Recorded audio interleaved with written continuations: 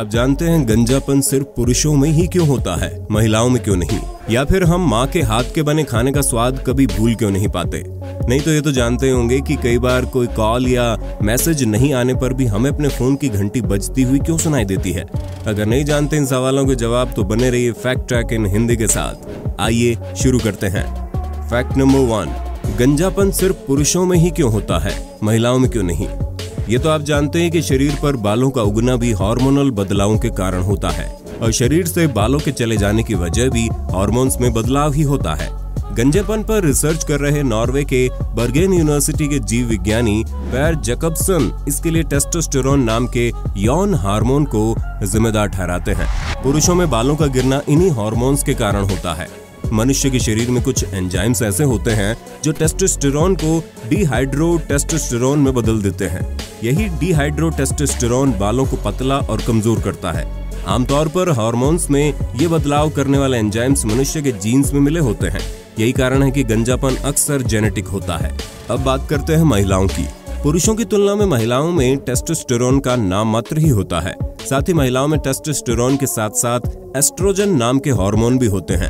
इसलिए महिलाओं के शरीर में टेस्टोस्टेरोन के डिहाइड्रोटेस्टोस्टेरोन बदलने की प्रक्रिया भी कम होती है। कभी कभी गर्भावस्था या मेनोपॉज के दौरान ये प्रक्रिया तेज हो जाती है। उस दौरान महिलाओं के बाल भी झड़ने शुरू हो जाते हैं। हालांकि महिलाओं में हार्मोनल असंतुलन की घटना कुछ समय के लिए होती है। तो अब आप जान गए हैं कि डिहाइड्रोटेस्टोस्टेरोन के न बनने या कम बनने के कारण महिलाओं में बाल झड़ने की समस्या कम होती है। फैक्ट नंबर 2, हम माँ के हाथ के बने खाने का स्वाद कभी भूल क्यों नहीं पाते? दरअसल जीव विज्ञान इस बात को साबित करता है कि हम माँ के हाथ के बने खाने को तरजीह क्यों देते हैं। विज्ञान के मुताबिक बच्चे के जन्म से पहले ही यानी कि माँ के गर्भ में ही उसकी स्वाद परखने की क्षमता पर माँ के खाने और पकाने की आदतों का असर होने लगता है। American dietitian doctor Clancy Cash Harrison अपने food blog Fields of Flavor में बताती है कि माँ जिस परिवेश में रहती है और जो भोजन करती है उसका स्वाद गर्भ में पल रहे बच्चे तक उसका स्वाद एम्ब्रियोटिक लिक्विड के जरिए और जन्म के बाद स्तनपान के जरिए पहुँचता है। बच्चा इस स्वाद को न सिर्फ याद रखता है बल्कि बाद में उसकी पहचान भी कर सकता है। जन्म के बाद स्वाद के साथ साथ बच्चा खुशबू को भी पहचान सकता है। अर्थात बच्चे के जन्म के पहले और बाद में उस तक पहुंचने वाला भोजन माँ की ही जिम्मेदारी होता है। यानी कहा जा सकता है कि माँ और बच्चे में पहला संबंध भोजन या स्वाद का होता है। डॉक्टर हैरिसन के अनुसार जिस तरह के खाने के साथ बच्चे की परवरिश होती है उसी स्वाद के अनुरूप बच्चे में टेस्ट बर्ड्स यानी जीभ पर पाए जाने वाले स्वाद ग्रंथियों का विकास होता है। टेस्ट बर्ड्स का विकास होने से व्यक्ति में स्वाद से जुड़ी पहचान और पक्की हो जाती है। और खाना खाते समय इस वैज्ञानिक तथ्य का ध्यान जरूर रखिए। फैक्ट नंबर 3, मांसाहारी जीव दूसरे मांसाहारियों को नहीं खाते। जंगल की बात करें तो सारे छोटे छोटे शाकाहारी जीवों को खाने वाला शेर कभी अपनी भूख मिटाने के लिए कभी किसी दूसरे शेर तो क्या बाघ या चीते पर भी हमला नहीं करता। अब सवाल उठता आखिर ऐसा क्यों? पहले थोड़ा समझते हैं। सभी लोगों ने स्कूल की पढ़ाई के दौरान खाद्य श्रृंखला जरूर पढ़ी होगी। खाद्य श्रृंखला के अनुसार पेड़ पौधे सूर्य की रोशनी में अपना भोजन बनाते हैं। इन पेड़ पौधों को शाकाहारी जीव खाते हैं और आखिर में शाकाहारी जीव मांसाहारियों का भोजन बनते हैं। इस तरह पेड़ पौधे सूर्य से जो ऊर्जा प्राप्त करते रहते हैं वो भोजन श्रृंखला के जरिए तमाम जीवों तक पहुंचती है। लेकिन ये ऊर्जा हर लेवल पर कम होती जाती है। ऊर्जा के इन अलग अलग स्तरों को ट्रॉफिक लेवल कहते हैं। कोई भी शाकाहारी या मांसाहारी जीव किस ट्रॉफिक लेवल में आता है इसी पर उसके खान पान का व्यवहार निर्भर करता है। उदाहरण के लिए ट्रॉफिक लेवल 1 में पेड़ पौधे आते हैं और वो सूर्य की रोशनी से ऊर्जा लेते हैं।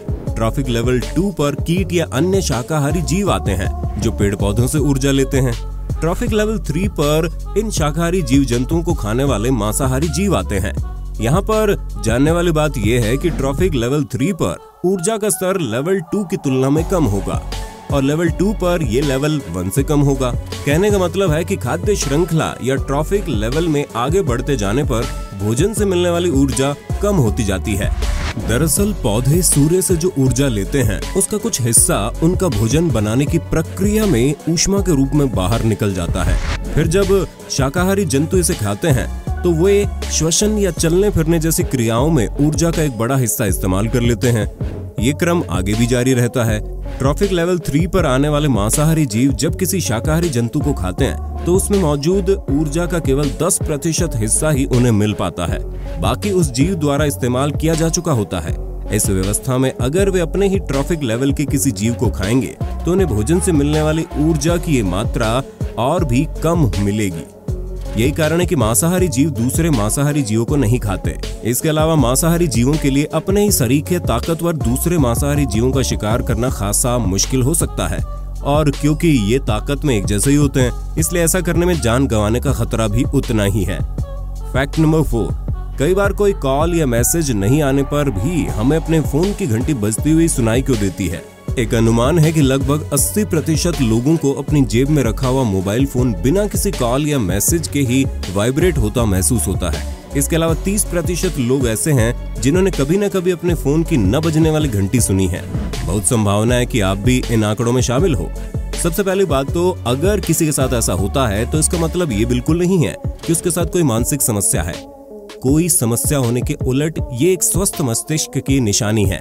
इसमें आपका दिमाग परसेप्चुअल जजमेंट करता है और उपलब्ध विकल्पों में किसी घटना के होने का एहसास करवाता है। इसे फैंटम वाइब्रेशन सिंड्रोम कहा जाता है। मनोवैज्ञानिक इसकी व्याख्या सिग्नल डिटेक्शन थ्योरी के जरिए करते हैं। इसके अनुसार जब आप किसी चीज के बारे में अनजाने ही लगातार सोचते रहते हैं तो आपका शरीर भी उसके अनुसार व्यवहार करना शुरू कर देता है। इस स्थिति में कई बार दिमागी तंत्रिकाएं गलत संदेश भेजने लगती हैं। जैसे अगर आप लगातार ये सोच रहे हो कि कहीं आपका फोन बज तो नहीं रहा, और मान लीजिए आपने ऐसा 10 बार सोचा है, ऐसे में 10 में से 9 बार तो शरीर की संवेदी तंत्रिकाओं ने इसके लिए नकारात्मक उत्तर भेजा और आपको सही जवाब दिया, लेकिन एक बार ये हाँ में भी जवाब देकर आपको गलत साबित कर सकती है। ऐसा अक्सर दिमाग के भ्रमित होकर गलत सिग्नल्स भेज देने के चलते होता है। फैक्ट नंबर 5, जिन्हें पहनकर आप घर से भी बाहर नहीं निकलते उन्हें हवाई चप्पल क्यों कहा जाता है। फ्लिप फ्लॉप या स्लीपर, जिनकी स्ट्रिप्स अंग्रेजी के अक्षर V या Y के आकार की होती है, भारत में हवाई चप्पल कही जाती है। पहले तो आपको बता दें इस डिजाइन की चप्पलों का इतिहास बहुत पुराना है। चीन, भारत, इजिप्ट, जापान, अमेरिका सहित तमाम देशों का इतिहास टटोलने पर इस तरह की चप्पलों का जिक्र या चित्र मिलते हैं। हर जगह पर इन चप्पलों को अलग अलग नाम दिया गया है। इतिहासकार मानते हैं कि अमेरिकन आइलैंड हवाई से इन चप्पलों को ये नाम मिला। हवाई में टी नाम के एक पेड़ से रबर नुमा फैब्रिक बनता है जिससे चप्पलें बना करती थी। हालांकि इसका डिजाइन हवाई चप्पल कही जाने वाली चप्पलों से अलग था। वैसे हवाई चप्पलों के तार हवाई के साथ साथ जापान से भी जुड़ते हैं। हवाई चप्पलों का डिजाइन जापान में पहनी जाने वाली फ्लैट स्लीपर्स, जोरी या हाई हील सैंडल्स, गेटा से मिलता जुलता है। बताया जाता है कि 1880 में खेत और कारखानों में काम करने के लिए जापान के ग्रामीण इलाकों से मजदूर हवाई लाए गए और इन्हीं के साथ चप्पलों का यह डिजाइन भी हवाई पहुंचा।